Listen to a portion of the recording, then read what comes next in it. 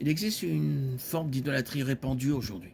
Sa croissance est favorisée par des cultures qui continuent de s'éloigner du solide enseignement biblique, comme l'apôtre Paul nous l'a prévenu. Car il viendra un temps où les hommes ne supporteront plus la saine doctrine, de Timothée 4,3. Car il viendra un temps où les hommes ne supporteront plus la saine doctrine, mais ayant la démangeaison d'entendre des choses agréables, ils se donneront une foule de docteurs selon leur propre convoitise. En ces temps pluralistes et libéraux, de nombreuses cultures ont, dans une large mesure, redéfini Dieu.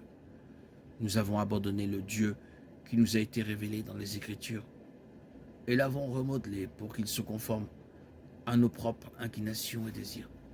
Un Dieu plus doux, un Dieu plus aimable, qui est infiniment plus tolérant que celui révélé dans les Écritures. Un Dieu qui est moins exigeant et moins critique et qui tolérera de nombreux modes de vie sans faire peser la culpabilité sur les épaules de qui que ce soit.